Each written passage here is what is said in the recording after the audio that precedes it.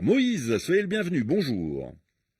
Bonjour Juan, merci beaucoup. Merci à vous de nous avoir appelé. Vous êtes à Mbujimaï, dans le Kasaï oriental. Vous avez des questions sur Vital Kamerhe, l'ancien directeur de cabinet du président congolais Félix Tshisekedi.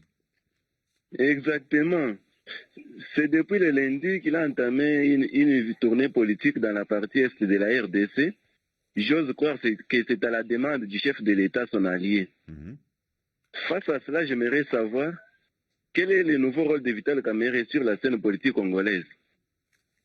Alors, le nouveau rôle, effectivement, on rappelle qu'il a été, qu'il n'est plus condamné. Il a passé 2 ans en prison. Il est désormais libre. Christian Moleka, bonjour.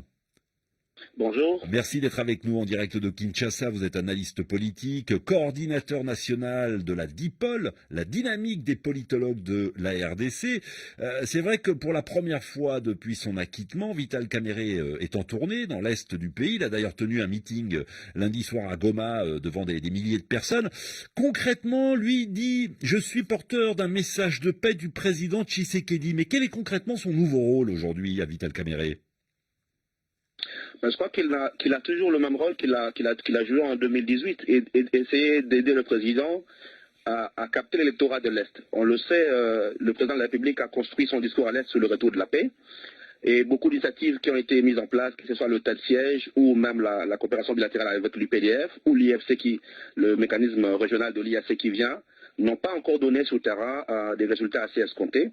Et donc il y a aujourd'hui un besoin de reconquérir l'électorat de l'Est, qui n'a pas retrouvé dans l'offre du président ses besoins de paix et qui aujourd'hui semble tout le temps menacé par les groupes armés, que ce soit l'ADF ou les autres groupes armés dans l'Est, qui écument depuis le Touri jusqu'au Sud Kivu. Donc cet électorat, il faut le capter. Mais justement, Christian Moleka, vous dites qu'il faut capter l'électorat de l'Est, mais Vital Kamerhe le capte au nom de Félix Tshisekedi. Pourtant, rappelez-vous, et vous êtes mieux placé que moi pour le savoir, Christian Moleka, durant la bataille judiciaire, durant les déboires judiciaires de Vital Kamerhe, son entourage n'a eu de cesse d'affirmer que c'est le président de la République lui-même qui est à l'origine des problèmes judiciaires de Kamerhe. Bien évidemment, mais en même temps, il a été acquitté, mais l'affaire n'est pas close, parce qu'il a été acquitté par insuffisance de preuves. Et donc, même si aujourd'hui il est acquitté, il le sait, il demeure sous l'épée de Damoclès d'une reprise de justice. Et donc, son retour en rôle se fait, c'est vrai, avec le soutien du Kenya, voisin, qui a été parrain de l'accord Kamerhe-Félix en 2018, rappelez-vous, et que l'influence aujourd'hui du Kenya, notamment avec la venue de l'EAC, a certainement redonné à Vital Kamerhe un rôle politique qu'il a perdu depuis.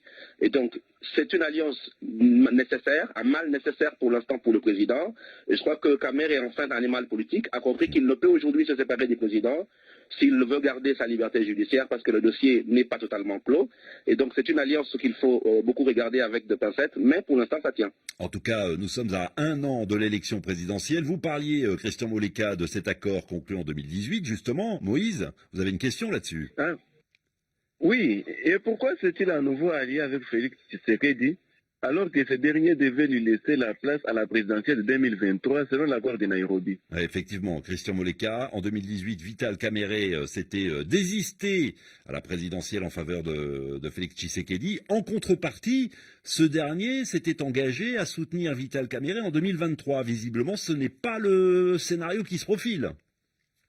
Ce n'est pas le scénario qui se profile parce qu'en même temps, le président a beaucoup gagné en confiance. Ce n'est plus le président de 2018, c'est un président qui tient la majorité, qui tient de manière un peu plus forte le règne du pays parce qu'il a réussi également à remettre en question l'accord avec le FCCK. Et donc, c'est un président qui se veut plus ambitieux, qui veut aller vers 2023 pour un second mandat. Et donc, Vital Kamerhe est réduit par ses débords en justice face à un rapport de force qui a certainement changé, a certainement pris conscience de l'enjeu et préfère, voilà, pour l'instant, faire profil bas parce que le président est vent en poupe et tient à forcément avoir un deuxième mandat. Donc pour l'instant, il se range donc derrière Félix Tshisekedi, mais ça peut changer d'ici la présidentielle. Parce que nous sommes à une des élections qui, à l'horizon, officiellement vont se tenir, même si les délais commencent à paraître plus courts. Et donc, dans une perspective où il n'y aurait pas élection, il est probable qu'il joue un rôle dans les négociations politiques et donc il se positionne pour l'instant comme un acteur important par rapport à 2023.